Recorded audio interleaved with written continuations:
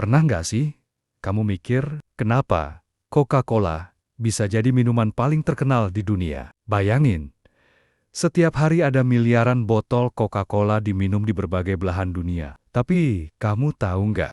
Awalnya Coca-Cola bukan minuman ringan kayak sekarang. Serius, tahun 1886, seorang apoteker bernama John Pemberton di Atlanta, Amerika Serikat bikin ramuan ini bukan buat ngilangin haus, tapi buat obat sakit kepala. Ya, kamu nggak salah dengar.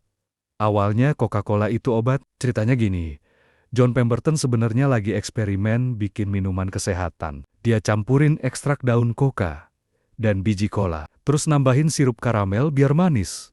Hasilnya, sebuah ramuan unik yang waktu itu dia kasih nama Pemberton's French Wine Coca. Tapi karena Atlanta sempat ngalamin larangan minuman beralkohol, Pemberton akhirnya bikin versi tanpa alkohol. Dari situlah lahir nama Coca-Cola. Gabungan dari dua bahan utama, Coca dan Cola. Awalnya Pemberton jualan Coca-Cola di sebuah apotek kecil, cuma 5 sen per gelas. Gak ada yang nyangka minuman kecil ini bakal jadi fenomena global. Tapi waktu itu penjualannya jujur aja, biasa-biasa aja. Sampai akhirnya seorang pebisnis cerdas bernama Asa Candler masuk ke cerita ini. Dia beli hak kepemilikan Coca-Cola dari Pemberton. Dan disinilah titik baliknya dimulai. Asa Candler ini beda. Dia ngerti kekuatan marketing, dia cetak ribuan kupon gratis, pasang iklan di mana-mana, dan bikin Coca-Cola jadi minuman gaya hidup. Dari sinilah Coca-Cola mulai dikenal luas. Tapi bukan cuma soal iklan. Ada juga punya ide jenius.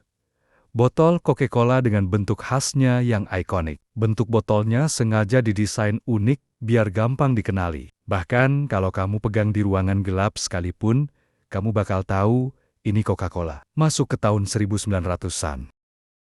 Coca-Cola berkembang jadi simbol budaya Amerika. Tapi ada satu rahasia besar. Awalnya, Coca-Cola benar-benar mengandung ekstrak daun coca alias bahan dasar kokain. Baru pada tahun 1929, perusahaan akhirnya menghilangkan unsur narkotiknya karena mulai dilarang pemerintah. Sejak itu, Coca-Cola jadi lebih aman dan fokus ke rasa segarnya yang khas. Tahun demi tahun, Coca-Cola bukan cuma jualan minuman, tapi jualan gaya hidup. Logo merahnya, botolnya, dan bahkan iklan-iklannya. Semua bikin orang merasakan emosi. Dari iklan Natal dengan Santa Claus sampai kampanye Open Happiness, Coca-Cola selalu tahu cara bikin orang merasa terhubung. Dan hasilnya, sekarang Coca-Cola hadir di lebih dari 200 negara. Jadi, kalau sekarang kamu lagi minum Coca-Cola, ingatlah satu hal.